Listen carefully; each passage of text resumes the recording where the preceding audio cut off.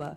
Like the patriots of Boston Tea Party, your voice has stirred waters, shaken the system, and reminded us that true leadership means answering the call to serve and not to be served.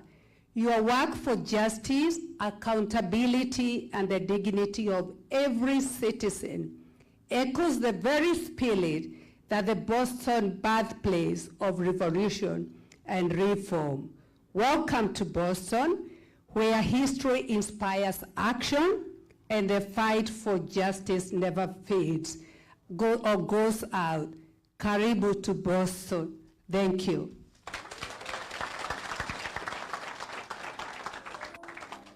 Asante sana, Wanja. This juncture, I'm going to call upon Bishop Oshira to come here and introduce the community leaders. Karibu, Bishop.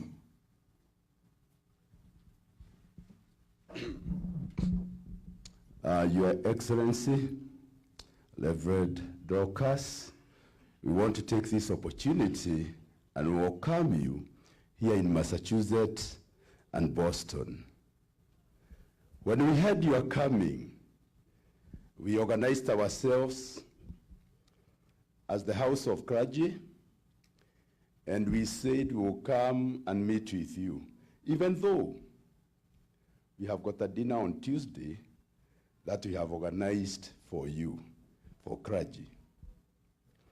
We want to tell you in Boston is a place, the only place in the United States where pastors, bishops, and all the clergy work together for the good of our people.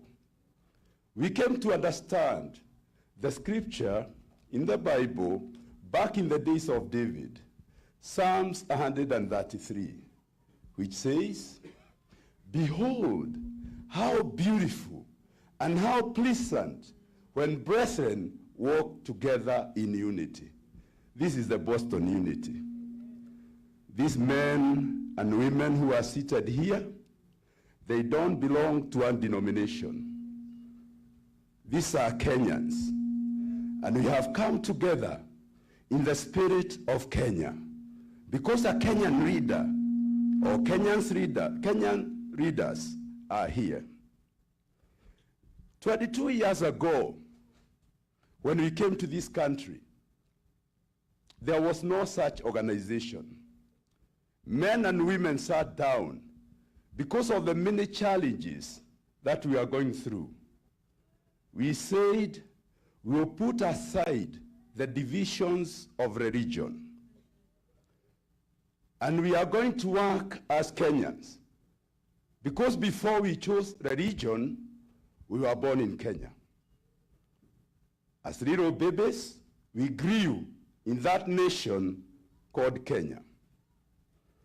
And we decided, as Catholic, with His Excellency, there are concerns that we have for our nation. And these men you are seeing here are very, very concerned with the way things are going. And the voice of clergy, who cannot be compromised, is very important at a time like this. And we will talk with you, we will listen to you as clergy, and these men that you are seeing here and women have got questions for you, because we want to build a strong Kenya together. These are the men and women who support the economy of Kenya in a very big way. In fact, right now, because the manufacturing and the farming for many years has not done very well, the diaspora people have supported that economy in a big way. We said we cannot be ignored. People sit down and organize for how those people can be helped. So when you see these men and women who are here, they do more than pulpit. They are the leaders of our community. And to say the least, it is the only organized group that can host something like this. And when challenges come, because there are serious challenges, when we are in a foreign land like this, These are the people who answer to those calls. When there is domestic violence, which can really destroy families, these are the people who are called and they become judges to help. So they do a lot of good work. So clergy, please mention your name and your ministry for now. I'll start with our host. Praise God. Reverend Alice Du. This is Well of Worship, and this is where I minister. Thank you, and karibu. Dr. Bishop Joseph Wayaki.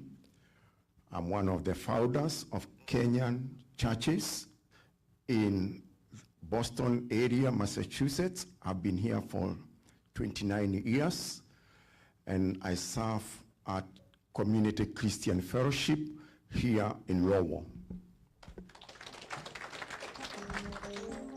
Kwa jina langu ni Bishop Gershon, na nimekuja hapa juzi kwa sababu ya nimekuja kutembelea Bishop Karaja, na kwa hivyo tuko katika kanisa la PEFA.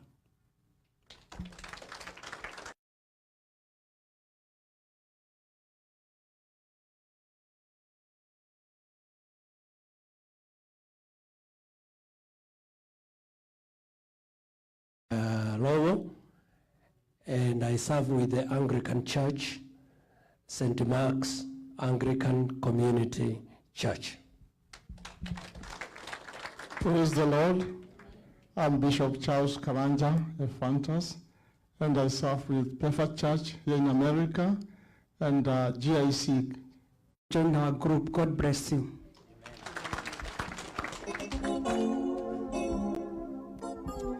Your Excellency, that's part of our clergy. We are more than this. We are about 100 in number. And we work together. But because in this nation some people have to work, and people work different professions, that's why this afternoon there are some that are working and we don't have them with us here. My name's Bishop Washira. I minister with Christ is the Answer Church. Thank you. Mr. Fu. Thank you very much, Bishop Washira. A round of applause, please, for our clergy. Your Excellency, the time has come for speaker sessions. I'm going to start with Mr. Ikanyi. With Ikanyi, you talk about community address. Welcome. Mr. Ikanyi has been here for a long time, Your Excellency. We have known him for a long time. Let's clap for Mr. Ikanyi, please. Thank you. Habari zenu? Murega? Okay, I want us to relax and stop wearing the faces of so seriousness. Okay, relax, we are home, so that our guest will also relax and feel welcome at a place. We are not mourning. Are we mourning? No, we are not mourning. We are just putting our heads together and see what we can do to bring change that will benefit ourselves and people in Kenya, isn't it? So relax, okay? I may not be able to crack jokes to cheer you up, but relax, okay? Don't get so serious.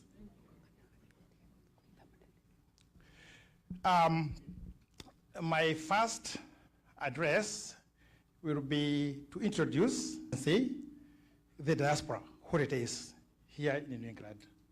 Most people don't know what it is. What happened in early 90s when I came here, people were running away from the economy of Kenya and harsh leadership of that 24-year dictator, you know about it. So we ran away from there. We found some people here who had come before us for further education, which is okay. All they knew was America and their education, and that's it. But when you got that influx of movement from Kenya to here by people who could afford an air ticket, That's when our community here, at least in New England where I was, started to grow. By the time I came here, there were like maybe a handful, maybe 20, maybe 30. We knew each other by names and where you worked on what you did for a living. So as the community grew bigger and bigger, we decided to ask ourselves, how can we do our things with a taste of Kenyan culture? We used to worship in a white man's church. So for the few of us who loved the church and the pastors who were there, the Reverend Gachagua, we put our heads together and decided to start the first Kenyan church. And since we are 100% Kikuyus, it was a Kikuyu church by the name St. Paul in Morden. That is the birth of the Kenyan churches in New England and in America. So we grew through several metamorphic changes and stages. And today we have major churches like ACK St. Stephen, where I work today in the morning, which is a very beautiful church, and others. So we started doing our community things using the institutions of the churches. And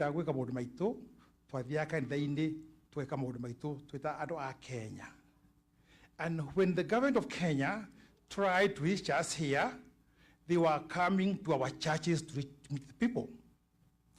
That tradition has lived to today, because unlike Kenya, where the can go on top of the SUV and go to the right and find people there and wave them, here if you do that, it's not a catch here. It's not allowed. Okay? Even during our own campaigns here, we just come like this way. Yeah, the politician will come here, they call them city hall meetings, town hall meetings, that's what we do.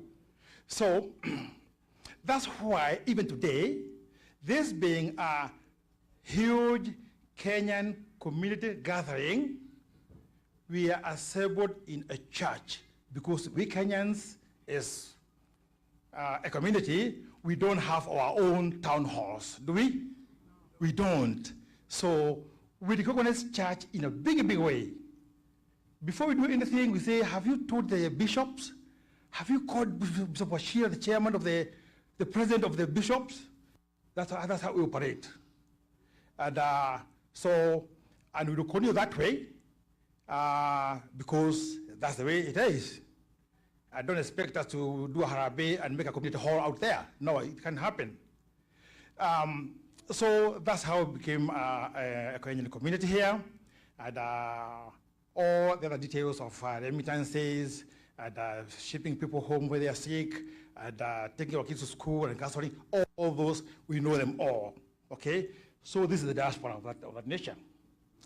I will introduce you a little bit to His Excellency, because I knew him way back. We went together to the Nyayo Youth military training in Gilgil before joining university. And all that time we have been together. So about him, because some of us came to know him when he became the deputy president, and actually others knew him when there was this chaos of impeachment. I want to give a little background of him. I won't talk much about Dorcas, although I knew her too. Yeah, but let me dwell on DKG. DKG leadership did not start with UDA. It started those days when we were in the university. There were these groups of university students. There were like a county university students. By then we were called district university students. We had ours from Kiambu, there was one from Nyeri, and the others from Nakuru, all over the place. the Nyeri University Students Association was dormant. They were doing nothing. So he rose up and said, guys, you are doing nothing. We have to move on. So he came there, took over. They were like, why is he taking the leadership from Nyeri? What?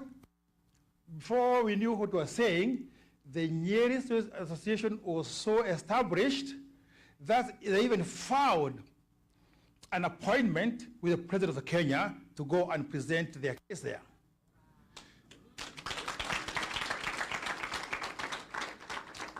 So, because we are friends, he invited me to go with them. I told him, tell him, even the Kiambu people, they are here.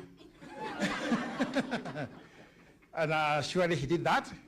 He told the president that we are here with Kiambu people, Kiambu university students, and the leadership, and they would like to see you too. And we are given an appointment of July 1st, 1977. If you, yeah? 1997. 87, I'm getting old. I'm over 60, excuse me. So we are given that, I was given that appointment by Nyayo through Rigathi. So I took my students there, from Kenyatta, from all those people who are in the university then, they all know me.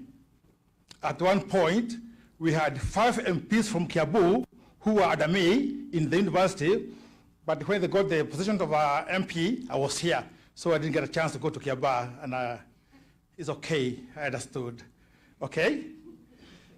Then after the university, I talked with Rigathi and other people who are my friends. I told them, guys, don't go to Buruburu as young graduates. Let's go to Mushada and Banana. They have developed self-contained houses which are comfortable to you. They're not very comfortable, but they're good. From there, when you grow horns, you can fly over and go to Ruda, Karen, wherever you want to be. But before you spend so much money in Nairobi, come to Banana and Mushada. And I brought over 100 graduates from Nairobi University to come to Banana area. One of them was him, with the daughters. So my mother's house was here, and his house is there, where I put him. This is even today. And I'm planning to buy it and make it a museum. To be remembered, because how did I know that he will ever rise to be even an MP then, or a deputy president? And now the signs are, the way, if you are this much today, next time you go to the next level, isn't it? You don't go downwards, okay? So that's the thing. So to wind up, over time, our people have developed different talents, different areas, and here we are today. We have MCAs like Duo, we have engineers here, we have computer people like Mugo, Francis, we have all kinds of people represented here, healthcare and everything else. That's okay. Already, we know what we're doing here for work. We are trying to go to the next level, and we don't need any advice on that anyway, but we're just reporting, okay? Let us continue doing what we are doing and helping our people back home, and the change will come. So the connection between us and the government of Kenya has been dwindling like this because of the poor representation in the government. I don't blame the government of Kenya for that, because we don't participate when they are making the government. We are waiting when they have done all the groundwork, when they have formed the government, then we come there and say, oh, we are diaspora, give us ambassador, give us PS, give us, and you didn't participate, okay? So according to his message today, I want us to put our brains together, our heads together, and see how we can support this mission of changing Kenya so that we can be heard when we get the position of the managing the government. Does it make sense? For this thing to happen, a few people have put their heads together. Yekonyo, Wangobe, our leaders, they're there. They're behind there. Nobody knows about it, okay? They put their heads together to put the details. Let us meet word of worship, call word of worship. Discuss with them modalities. Let us go, let's have a barbecue in Webster. Okay, Koroshege, and they arrange that. Luckily, the group that managed the cookout yesterday from Banana, and I'm a member of it. So I'm also proud of that, because even if I didn't sit in the committee, I knew in my head that the modalities they are doing, I have approved. So that's the way it is. So we put the pieces together, and then we make one whole thing called success. Okay? I don't wish to speak and speak and speak. I wish to stop there, and we work together, okay? Thank you.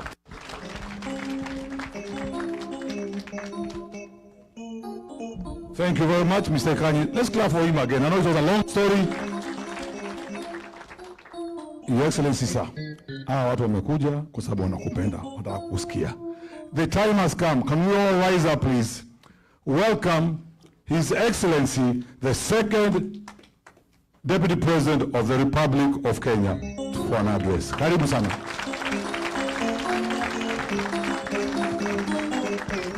Thank you very much. Please be seated.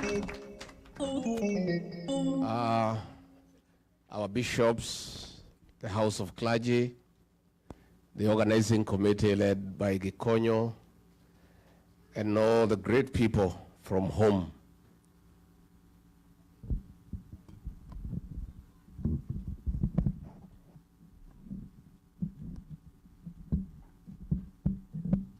God is good. And all the time. Nisalimieni kwa Bwana Yesu asifiwe. Bwana yetu asifiwe tena. Kenya, hi. Hi, cousins. Cousins, hi. Hi, bros. Hi, sis. Hi, mashemeji. Hi, Boston. Thank you very much. Our bishops, we are very delighted, and the Kenyan people who are here, we feel very honored that you took time from your very busy schedule and engagements to come and meet us. We are really honored and feel very privileged. We don't take it for granted.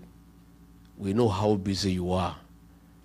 And the fact that you have taken time to come and have an engagement with us, we feel very honored and very delighted. Since I arrived in the States last week, I started in Seattle, now I'm here. I want to tell you, in my whole life, I've never felt this pampered and spoiled. Mimi watu wananichuka kama mtoto. Ingia hii gari, tunaenda pahali ni 7 minutes, hata sijui ni wapi. Naambiwa tumefika, shuka. Huyu anaitwa fulani. Saa ya kukula imefika. Unataka kulala saa ngapi? Unataka kukula nini? Ndio hii. Unataka kuoga? Unataka maji moto ama baridi? I've never felt so loved. The love and affection you people have shown me and my wife, we feel very indebted, and we feel we are in the right place. Tumeshukuru sana. Yesterday we had a good meeting with some business people.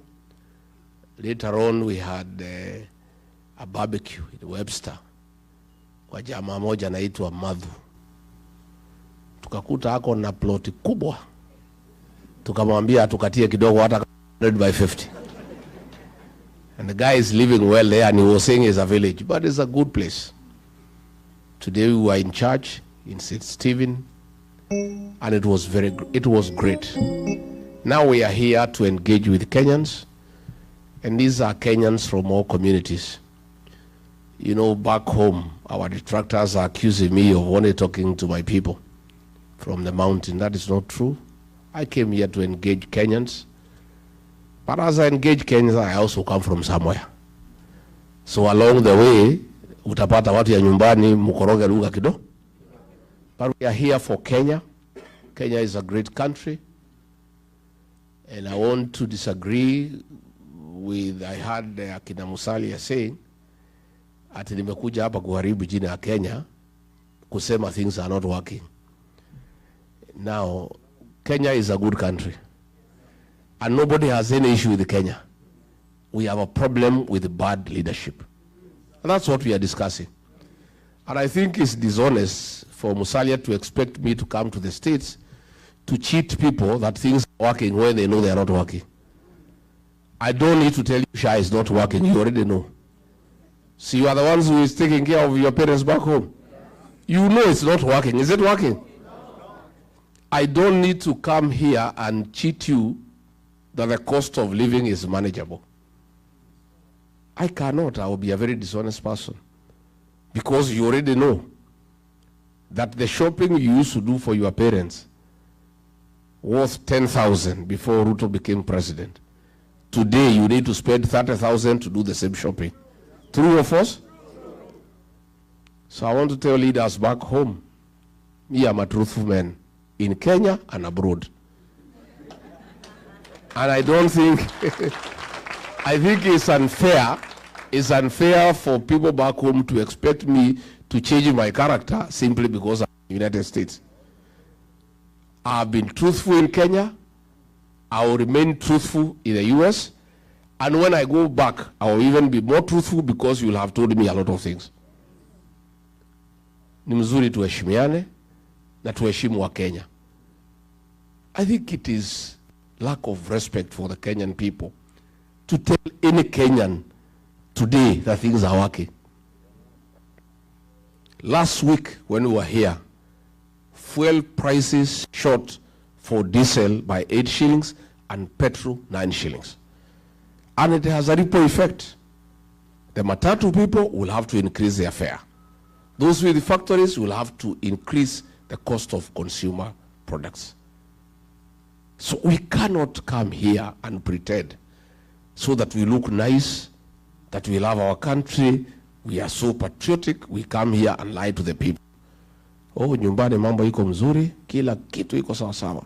Oh, economic growth 9%, hakuna shida, watoto wote wanafurahi, hata hakuna mtu nauliza hawa, wanacheka tu kwa barabara, hata polisi wakiwapata wanawapatia maua. You want us to come and tell those kind of lies? And with this technological revolution, you people know what is going on at home, even more some people work on our village, isn't it? You know what is going on. So I'm here to have an honest conversation with our Kenyan people, because Kenya is our country, it's our motherland, it's a country that we all love. And much as you are here to look for opportunities, you have a lot of interest back home. Your parents are there, your relatives are there. That's where you are born. And if things go the way you would want, that is where you would like to retire. Isn't it? So you are very serious stakeholders in the welfare of our country. In the 1970s, coffee was #1 foreign exchange earner for our country. In the 80s, coffee was overtaken by tea, and tea became #1 foreign exchange earner for our country.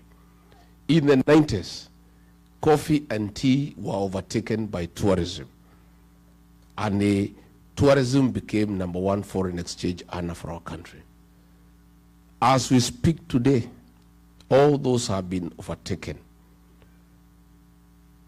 The highest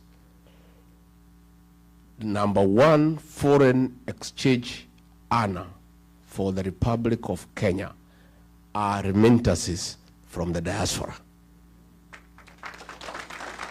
You people here in Boston, United States, in the UK, in Germany, in the Arab world, you are driving the Kenyan economy. For us to pay our public debt, which is in trillions, we depend on the dollars you send home. For us to import things from China, from elsewhere, the foreign currency that we depend on comes from you. For us to pay the ambassador here in Washington and the staff at the Kenyan embassy in Washington, D.C., those dollars come from you. You are a very serious partner of our economic development as a country. Where I come from, we rear some dairy cows. A dairy cow is only useful when it produces milk, and a lot of milk for that matter. For you to get milk from a cow, you must look after it very seriously and very carefully. You must make sure it has enough hay. You must give it dairy meal. You must give it sun. Nowadays, because it's cold, we are giving mattresses for the cows to sleep on so that they don't feel cold. Things are even getting more technical. If you want the cow to give you milk, and a lot of milk, we are now playing country music of Ken Rogers and Don Williams and Crystal Gill to our cows to produce milk. And if you don't take care of the cow, inakata na mazi? The diaspora brigade is a Kenyan dairy cow in matters foreign exchange. There is no way the dollars will flow to Kenya when the diaspora people are unhappy or when they are unsure of what is going on at home. They will even be more reluctant to send any money home if the president orders police to shoot and kill young children. They will not. Because they have children at home. They will not send money back home if that money is being given to Soprano to go bribing people in meetings. These diaspora people want to see construction of roads. They want to see provision of clean water. They want good health for their parents. They want to hear that hospitals have medicine. They want to hear schools, children are being taught and their books. They also want to know what is the safety of their investment back home. These people here are reluctant to send money home after the money has been taxed here in America for it to be taxed again in Kenya. And that is the conversation we want to have with you. Why do I want to have this conversation? Because I'm sure 100% there is going to be a regime change in Kenya. We are going to have a new government, and we want to start preparing our partners in the new administration. Yeah? There is no need for us to wait when we have sent Ruto home, then I start coming to ask you how we can work together. Since we are sure ataenda nyumbani. Yeah? Kwani hapa ni one term? Hapa ni one term? What do you mean? Here in the States? In Boston? It's one term? Let me test nione kama ni kwa term. Aya, Harambee. Wewe Ruto. Wewe Kasongo. Wewe Kaongo. Wewe Zakayo. Wewe mtu ya kutenga. Wewe harabu shamba. Wewe mwizi. Wewe muuaji. Aende asiende? Atembee asitembee? No, nimekubali hapa ni one time.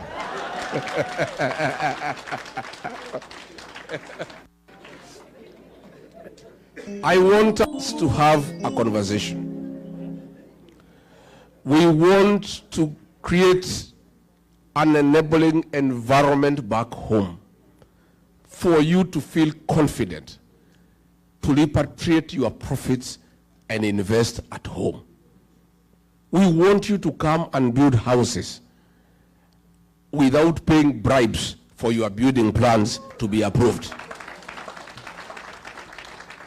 We want to have a discussion how you can invest your dollars back home at an interest rate higher than what you are getting here in America. And I want to be very candid. It is foolish, indeed irresponsible, not to engage the diaspora people on how they can bring their dollars back home.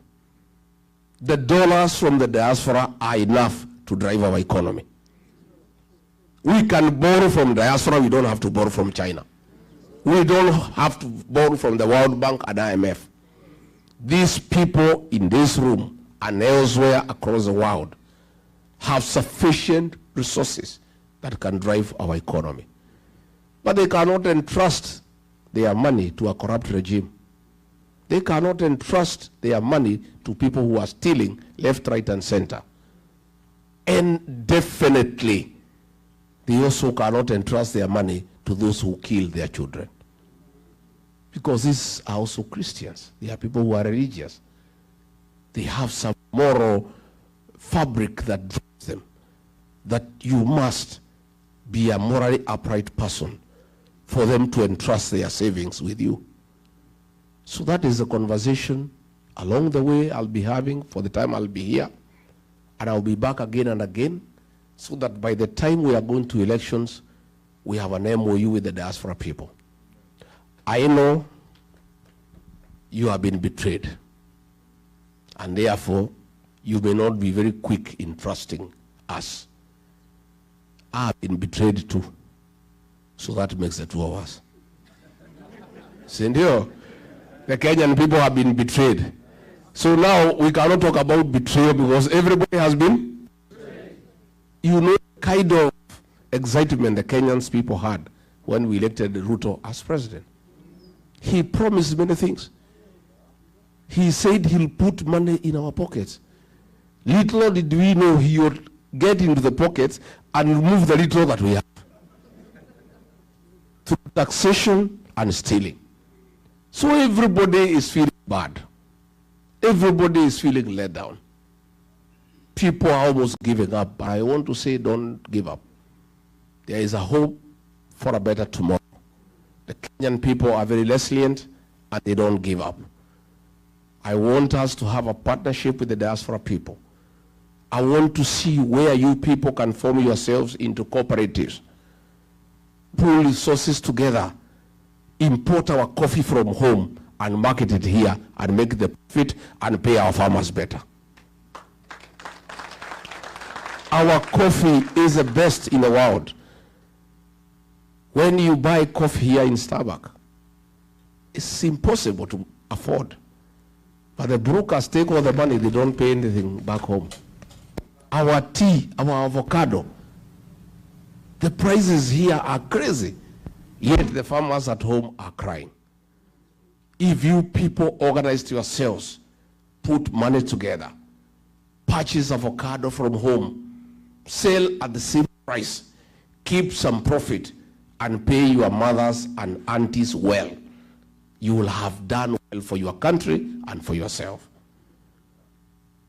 I have many ideas, but those ideas, I have to work with them with you and our children, the Gen Zs. These Gen Z fellows, the present and the future of our country. And there is no leader who is going to succeed without working with these children. They are more knowledgeable than all of us. Hawa watoto, hakuna kitu hajui. Wamesumbua Ruto, he is not sleeping. Na alikuwa anajifanya ni mjuaji. Amekanyangwa na hii watoto hana pahali ya kupotea. Because they are educated, they have pressure, they have access to internet, they are talking with their peers across the world. And the administration that we want to form, the Gen Zs will be part of that government. I want the Gen Zs on the decision-making table so that they can help us to manage our country. Our party, the DCP, the National Executive Council of about 36 people, 13 of them are Gen Zs, young people. And they are the ones who are driving the party. And I am a beneficiary of their knowledge and advice. I listen to those young people.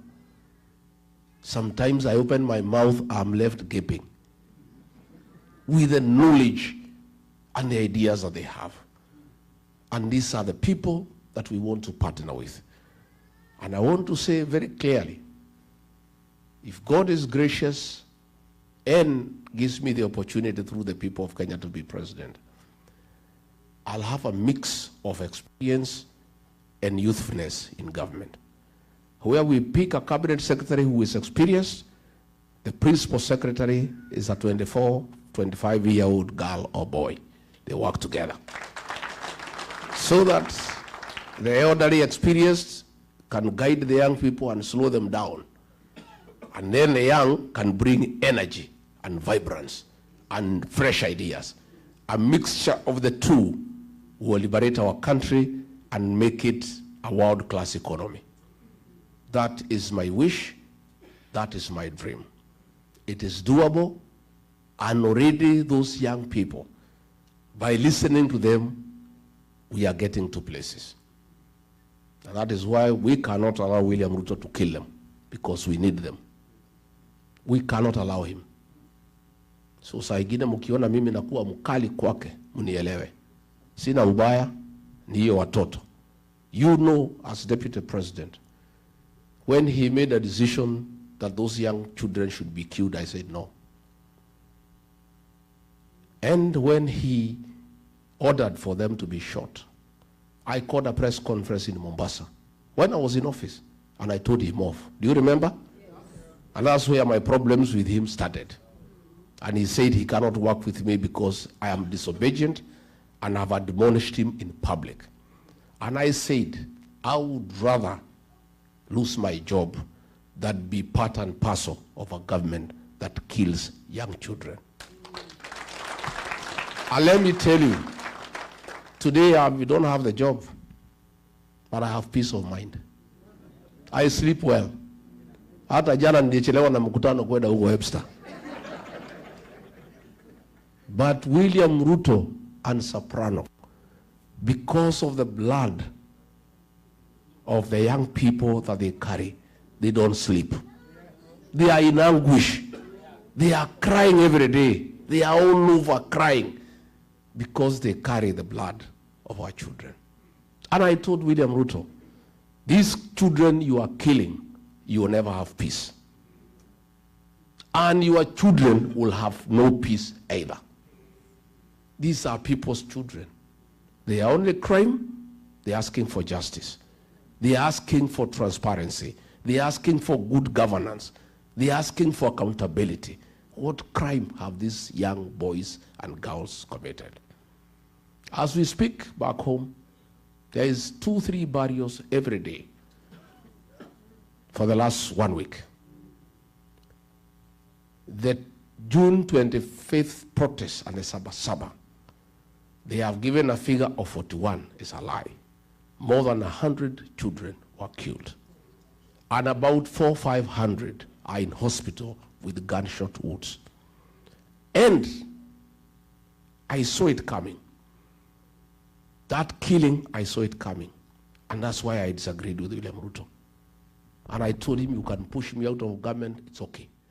I cannot be part of a killer government because I'm a Christian. I'm also a human being. I'm also a parent. I have agencies in my house. What worrisome is that he is no longer pretending. It was being done through the police, through the National Intelligence Service, anajificha mbali. Him and his boys are no longer pretending. There are 3 instructions that have been given. The first one by Kipchumba Murkomen, his homeboy, kijana yake ya nyumbani, shoot to kill. That is there. It has already been implemented. It is going on. The second one from Ruto himself, shoot in the leg. That is the second one. The third one from Nelson Koech, his tribesman, don't shoot in the head, in the leg, shoot in the head. So those 3 instructions from William Ruto and his homeboys are in force. That is the danger we are in as a country, where a president elected by the people can give instructions in public that children be killed, where his minister can give instructions and he's not apologetic about it. That is the situation we are in. And let nobody tell you that the people who have a problem with that kind of behavior are the Kikuyus. No, it's Kenyans, all of them, including his own tribesmen, who go in Kericho, Bomet, the Kipsigis are crying. Who go in Baringo, the Tugans are crying. Everybody is up in arms. And it's a Kenyan problem all of us must fix. So before I can ask you to bring your investment home, please let us work together and first fix the governance. And there are no 2 ways about it. One term. One term. And I want to, when I'm here, to tell William Ruto and his boys, I've seen they are all over the country castigating me because of one term. One term has nothing to do with Rigathi. It's a decision and the mood of the Kenyan nation. All Rigathi did was to look for an appropriate slogan to describe the way the people of Kenya are feeling. Rigathi is just creative, isn't it? Yeah. Rigathi, being a student of literature, he studied the mood of the country, what people have decided, and summarized it in one word, one term. But it's not me. I am here. In the US, one term is still going on. So they are abusing me. He has unleashed Musalia abusing me. Wetangula, Ichongwa, Cheriot, Mwenyewe, kila mtu wananitukana. Even yesterday, they were abusing mama boys. They have sunk so low. Now they're even fighting women, fighting children. When you fight a government, fights children and women. See, you only bure serikali. And Ruto was saying that Kenya is not a failed state. But if you have a government fighting children and women, so that is a failed state. So I want them to know this one term has nothing to do with Rigathi. It's a decision made by the people of Kenya. And I'm happy. I have found that the Kenyans in the US are of the same opinion. Yes. Because you guys talk to people at home every day.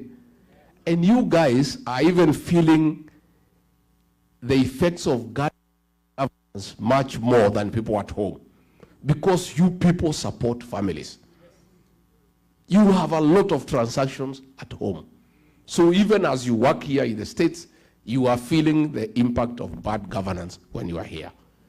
So, my brothers and sisters, my cousins, let's fix this together. Mimi nataka munisaidie. You may not know, but you have a lot of influence back home. Hiyo kitu mnatuma na M-Pesa, hiyo TTTT, iko na ushawishi kubwa sana. The families you take care of, the people that you support, listen to you. Talk to them. Tell them it's one term. Hata wakichukua pesa ya huyo jamaa ni one term. Najua siku moja alikuwa anakuja huko mlimani na pesa mingi sana. He had 1 billion nikaibiwa siri na mtu wa Central Bank. Ilikuwa anatolewa na magunia. Kaambiwa pesa imetolewa ya kwenda mlimani 1 Kenya shilling. Sasa nikauliza hii pesa si nipange vile watu yangu watafaidika. So nikawachanua. Kaambia nyinyi watu ya mlima msioneshe hii jamaa hasira. Lakini kwenda mkutano yake lazima alipe. Attending a meeting, it is 2,000 and you must be given before you go for the meeting. If you are in the meeting na anataka upige makofi, uongezwe 1,000. Na kama anataka ucheke umuoneshe meno, aongeze 1,000. So kila mtu 1,000 ngapi? Watu walikula pesa huko, lakini kaambia hii pesa mjue iko na damu ya Gen Z. Please don't take it home. Usichanganye na ile yako ama kupeleka mtoto shule ataanguka mtihani. Hii pesa mkule hapo kwa plot hapo. Na kama uko na deni ya Shylock watu walikula nyama, wakafanya shopping nini, akanyolewa 1 billion. Akifika Nairobi akasikia mambo ni 1 town. He has never come back there. Jana nimeona Masaini, Wamasai wamechanuka. Wamasai wamejaa hapo karibu na Kiserian. Soprano alikuwa ameenda hapo na pesa na gunia. Wanapiga makofi, wanacheka, wanaimba. Wakapewa kila mtu 2,200 wakanyamaza. Alipoingia ndege kuamuka kufika juu 1 town. Another group of bodaboda walikuwa wameenda pahali zaitwa Bisil. Wamelipwa kila mtu 3,000. Wakapewa wakalipwa. Alipoingia kwa ndege, wakija kwa bodaboda, wamebebana watatu. Wanasimamisha gari, wamwambia, wewe mwenye gari 1 town. Wewe mwenye gari 1 town. That is what is going on in Kenya. So I want you to tell people back home, hiyo pesa ya Kasongo ikija mkule. Lakini ni 1? Mutawaambia? Number 2, na nyinyi mupige kura. Those who are able to come home, you vote there. Those who can vote here, you vote here. Again, your congressmen and your senators, you tell them about what is happening in Kenya. Ndio watusaidie kwa Congress and Senate. And because they need your votes here, they can listen to you. You must tell them about the human right violation in Kenya and what is happening back home, so that the American government can understand whom they are dealing with. So mine is to tell you that you are serious partners of our new administration. And I want to assure you, we cannot get it wrong. Ruto is trying to divide the opposition. Ndio apitie katikati. Na yeye ni mkali na ni mjanja. Na ako na pesa, na watu wengi wanapenda pesa. Many people, very few people can be able to withstand corruption through money. So within our team anajaribu, lakini tumekaa imara. Tumekubaliana, mimi niko hapo. Kalonzo ako hapo. Matiang'i ako hapo. Eugene Wamalwa ako hapa. My sister mother ako hapo. Natembea ako hapo. Hata huyo Mtata ako. Na yule mtu yote anataka kuwa rais. Tumesema kila mtu aende atafute kura zake. Kila mtu asanye zake. Pale mwisho, next year, hapo after Christmas, tuketi. Tuweke kura kwa mesa, tupige hesabu, tuulizane nani atapeperusha bendera as one candidate only against William Ruto. I am a front runner and I think I have the best chances to be president. But I want to give you a commitment. If the formula does not favor me to send Ruto home, I'll sacrifice my ambition and support whoever the formula favors.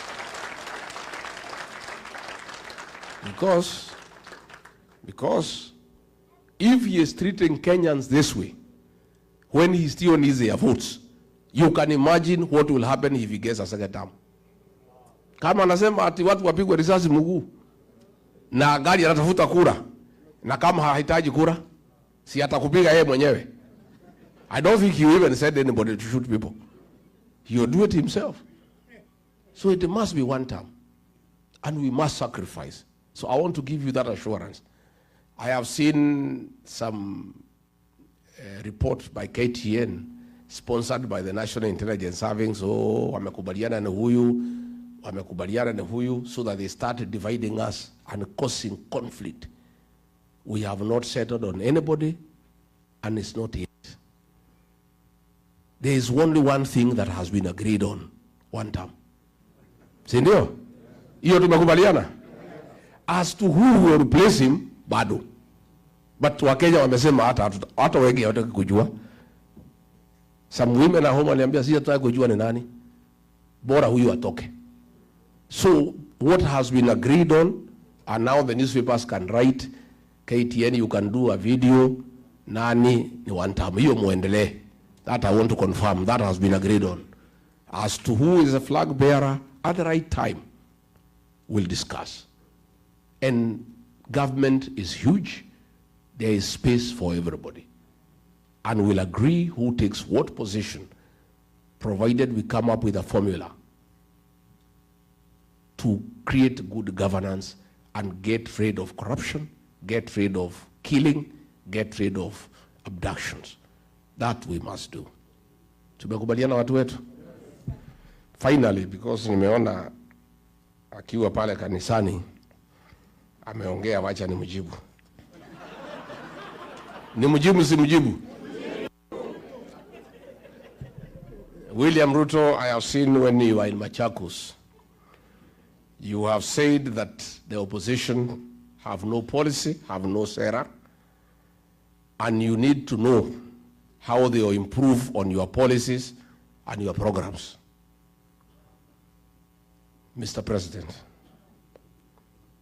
it is not possible to improve most of your programs. Your biggest program is lying. We obviously cannot improve on it. We want to bring a new government to put an end to lying. Mr. President, your legacy is abduction. How can we improve on abduction? We shall bring an end to abductions. Mr. President, your other big legacy is killing young children. How can you challenge us to improve on killing young children? We shall stop it and never allow it. William Ruto, you have done so well in corruption. How can you challenge us to improve on corruption? We can't, of course. We must bring an end to corruption in our country. William Ruto, you have done so well in destruction of institutions of oversight. You have captured parliament. You have captured all institutions of oversight. How can you ask us to improve on destroying institutions? We will restore institutions so that they can provide oversight. Parliament will be independent. Judiciary will be independent. All other organizations of oversight will be enhanced and funded. Of course, it is mannerless for you to ask us to improve on raiding the payslip. You have raided the payslip. How can we improve on that? We must free the payslip and restore the dignity of the payslip and the payslip holder so that the middle class can create employment. I have seen you say that we need to improve on your policies. All roads, Mau roads, all tarmac roads started by Uhuru Kenyatta have stalled. How do we improve on stalling them further? We must revive all those projects. And finally, I have seen you say that you did not overpromise. I want to correct you. You didn't overpromise, you overlied. Tumemjibu watu ya mjibu. And finally, because mimi nataka muniulize maswali, si ndio? Si ndio? I just wanted to tell you that we are okay. By the way, we are okay. We are suffering, yes. The English say the darkest hour is just before dawn. It's very dark now. It's pitch dark. We are almost there. Light is almost coming. All these killings will come to an end. All these abductions will come to an end. All this corruption will come to an end. Na huyu jamaa tumemsukuma kwa kona, isipokuwa hawezi kubali, analia kama panya imeshikwa na mtego.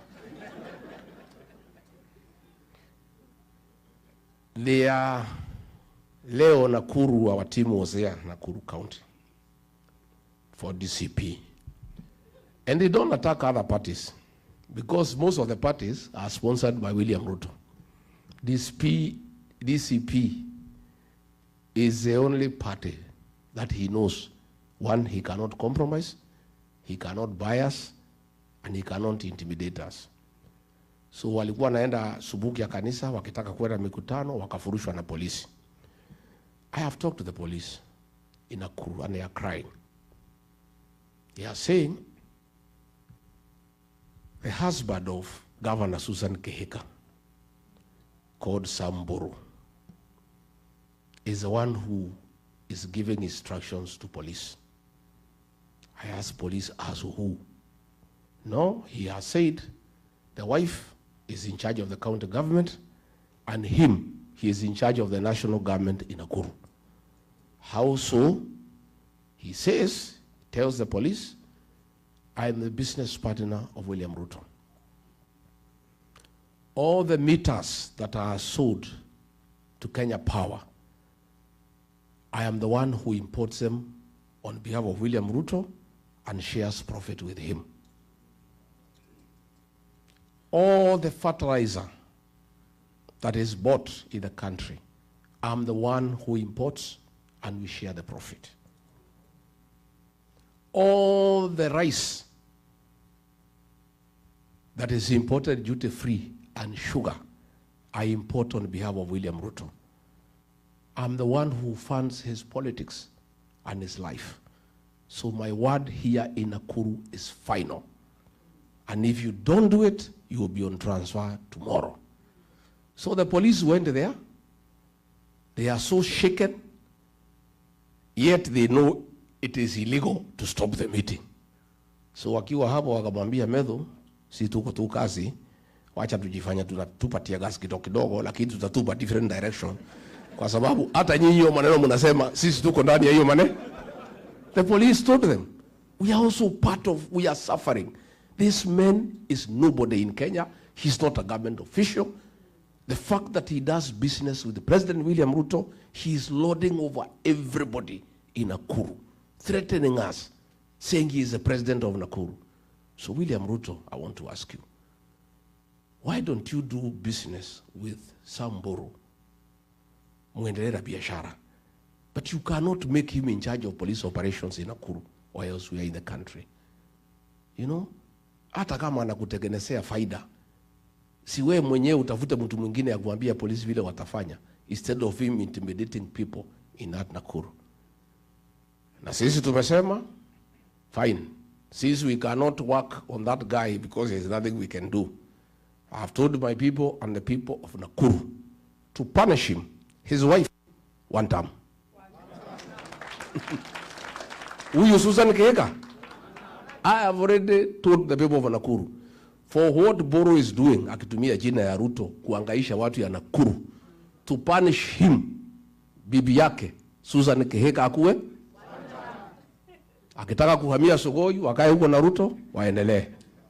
So mimi nimeshukuru sana, and I really wanted to assure you, not to be worried. We have got a good plan. And they had tried to isolate the people of the mountain and coin 41 versus 1, lakini Kenya wamekataa. Mimi nimetafuta makuzo, mashemeji, mabros, masiste. We are one big team. Hii mtu tutakimbiza yeye kama baisikeli ya kuibiwa. 70+1 by saa 2. And Gen Zs will help us to protect our vote, to make sure they are in every polling station. So the church, I want to thank you. Ikanyi huyu alikuwa ametutafutia nyumba hapo Kivutu. Amesema vizuri sana that your activities are around the churches. I want to thank the Church of Christ for what you are doing for our community here abroad. And you people, Kenyan people, please stay together. Love one another. Support each other. Because you are in foreign land. Nyinyi lazima muchungane. Buffaloes don't move together in a herd because they love one another. It's the danger of walking alone. If you look at the wild mist migration at the Mara, his wild zikitembea. When the lions try to attack them, they are able to fight them off. But along the way, one of the beasts gets injured and is unable to walk faster. And the others walk and leave it behind. Within 5 minutes, imechukuliwa, imekuwa nyama. Never walk alone. Please stay together as the people of Kenya. Take care of each other. Tafuteni makazi na mashemeji. Si ndio? Na kazi ni anybody anataka William Ruto akuwe wandamu. That is the definition of cousin. Makuzo mko? Hi kuzo. Hi kuzo. Please, we are communities. And I've told you, even the clergy, they are crying as much as everybody else is crying. Because the cost of fuel, there is no one that is cheaper for the clergy. It's the same cost. Kila jamii inalalamika because of bad governance. So we need to work on our country together. But with the leadership of Gikonyo, mukubaliane yale maneno mnataka tufanye na nyinyi diaspora.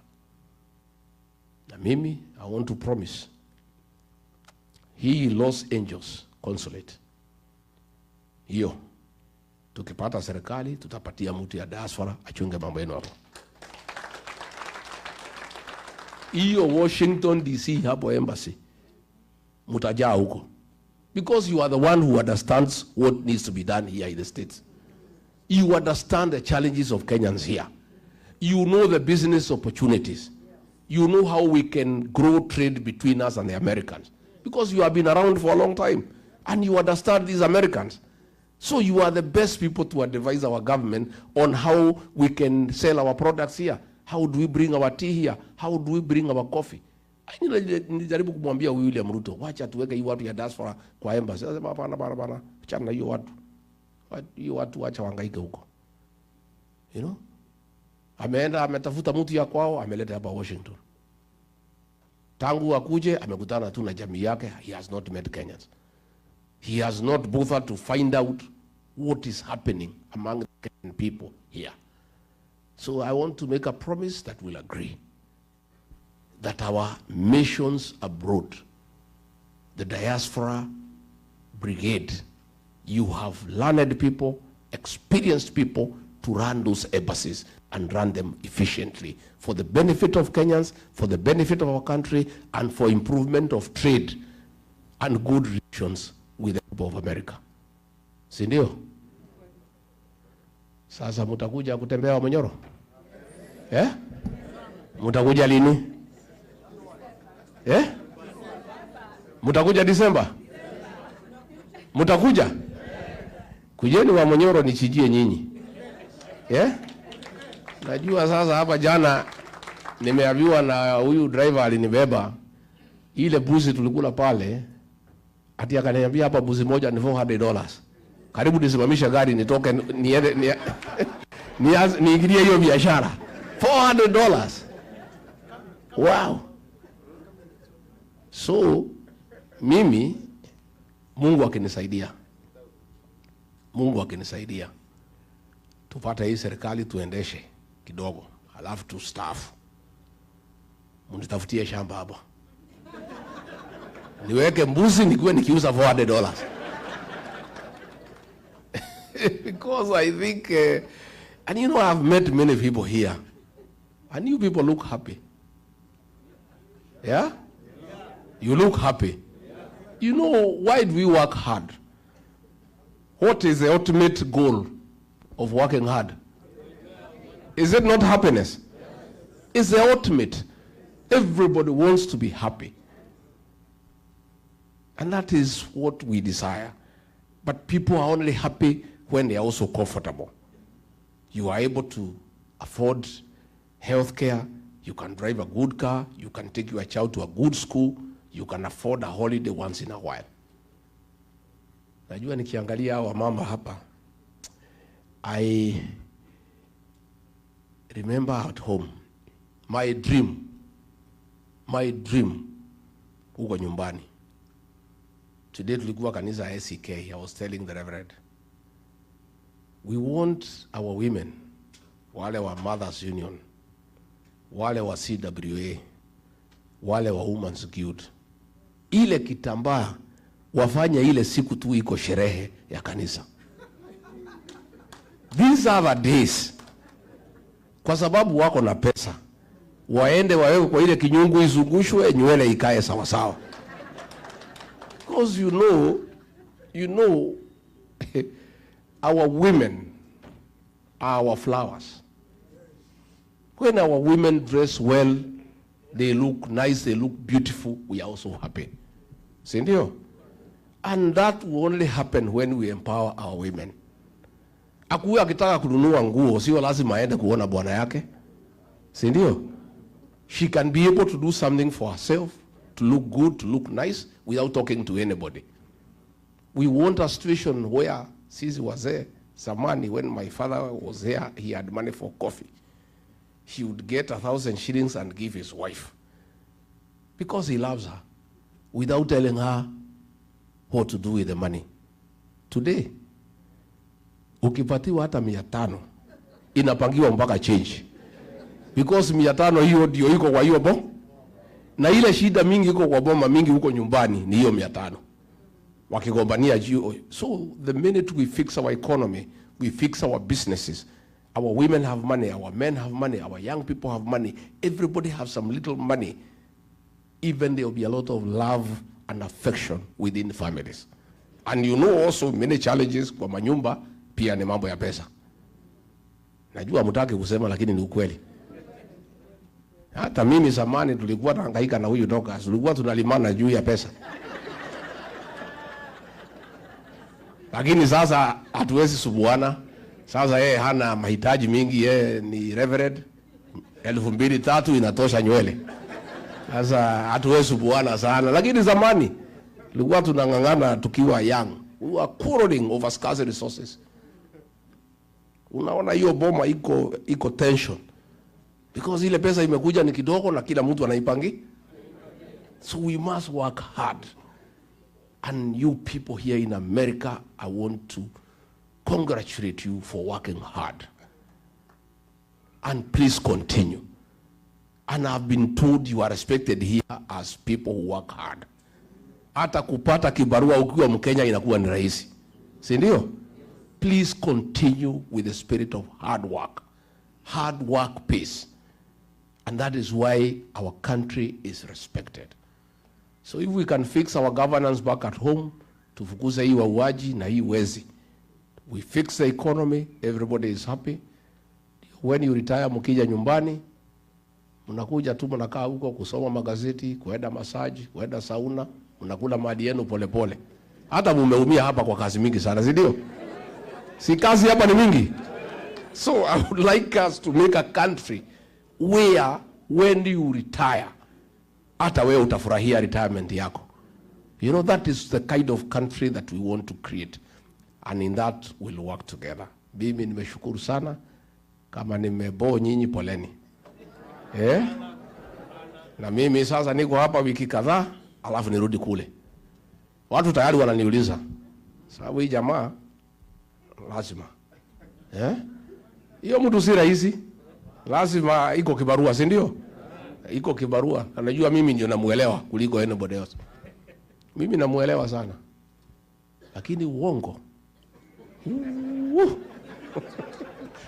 That man lies without blinking.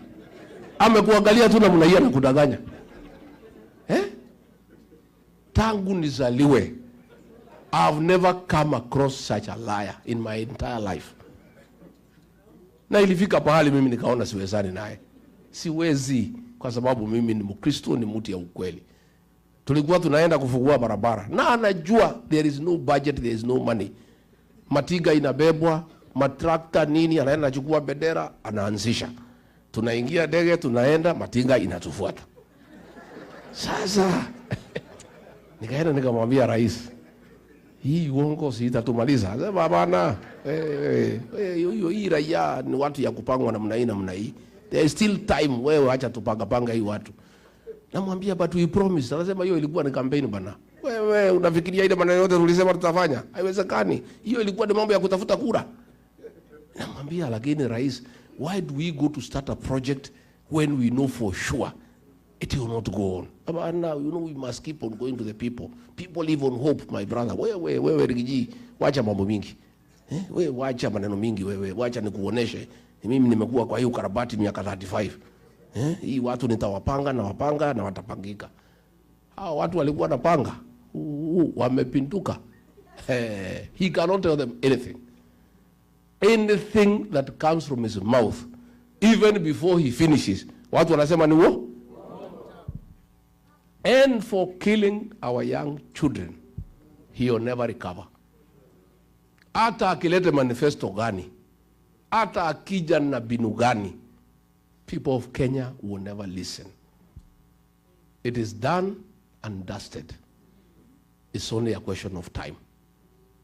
And the worry is, wataiba kila kitu kabla tuingie. That is my only worry. Hii miaka 2, kupora mali, all the taxes we are paying. Pesa inasanywa, inapatiwa soprano, anabeba pesa na ndege. Helicopters inamfuata karibu usifanye accident huko juu. Everybody has a helicopter. And you know, a helicopter is $1 million a day. Sasa mpaka ng'ombe simeanza kufuata miscarriage kwa sababu ya kelele ya mahelikopta. Hata kuku hazitaki mayai. Oi mandege napiga kelele everywhere mpaka the animals are confused. You know? So tumekubaliana watu wetu. Mnataka nirudi tena? And we have really enjoyed. We are walking in the morning. The place is beautiful. We are having a time of our life. Wachungaji mmesema tukuje dina. Iko ugali? Whatever mtatengeneza tutakula. Mbona usipatie snails ama frogs or snakes? But all these other things tutangangana naye. If it looks kama ni kitu ya nyumbani na karibiana, tutakula. We'll come so that we meet our church leaders. We respect you, we honor you, and we really appreciate the great job you do to keep our people spiritually taken care of. Because in these difficult times, our people need spiritual nourishment from time to time. We really value our church leaders for the work you do when we are bereaved, when people are going through struggle. We also know, the way you said, you are also like judges. You solve domestic issues without asking for payment. Hata mkitaka kulipisha hakuna shida. Sababu hii shida ya nyumbani inakuwaga mingi. Sasa kwangu ikitokea sijui itafanya nini kwa sababu wangu tayari ni reverend. Sasa unless we eat a bishop. Lakini kwangu hawezi tokea shida sasa. Sababu kila mtu hako busy. Mimi niko kwa mambo ya one time. Sasa tutakosania na huyu mama nini? Kila mtu yeye anaomba, anaombea nchi, anachunga boy child, mambo ya drugs. And I can tell you, as deputy president with my wife, we had done work on alcoholism and dealt with it conclusively. Our young men had gone back home and started having families. The minute we left office, the illicit brews are back, our boys are back in the trenches. It's so sad, because it's something that we had done successfully. and we had saved an entire generation. But I'm not worried because there is a God of a second chance. We'll even do it much more with a good program, with a good budget to make sure that we deal with drug addiction and alcoholism. And I've been told you have a similar challenge here. Quite big, isn't it? So that is something, Reverend Dorcas, you have to start thinking through. As we come to government, how do we work with our embassies, with our diaspora organizations to help the people out of our country on issues to do with addiction, drug addiction, and alcohol abuse. It's something we cannot run away from. You know, people like running away and assuming it's not happening. And I think that's what I and Dorcas did. We owned it and we said we have a national problem. And many people, very senior people, started coming to us to say, yes, I was hiding because of the stigma. I didn't want to know my child is in drugs. I didn't want people to know that I have a problem with alcohol. But now that you are talking about it, let's discuss it. So even as we agree on the diaspora interventions, I think the social challenges facing our communities here is something as a new administration we must take into account and find out how we can work together ndio tusaidie hawa watoto wetu. Mungu awabariki.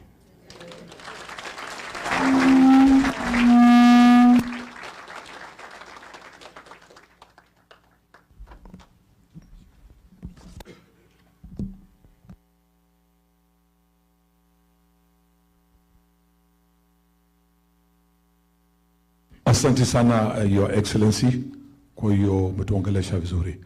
Wakati huu tutaenda ile inaitwa Q&A session. Question and answer session. I'm going to ask Amos to help me out. Tafadhalini, one question per person. And by the way, not everybody can ask a question. Because even essence of time, we are cutting the program. So, how many questions per person? And how many people? How many? 3 people. 3 people. 3 questions at a time. 3 questions at a time. Amos will help us out. Thank you.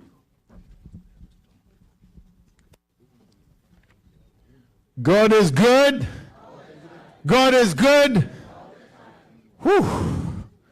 We've been sitting there, we've been listening, it's been sinking in, right? Let's all stand up for a second. We want to make sure we have a wonderful Q&A. I know we want to hear more. We want to hear more, right? How many appreciate all that we heard today? Come on, let's put our hands together. Yeah. Come on, I see someone who is not clapping. What's going on, right? Well, let's appreciate His Excellency.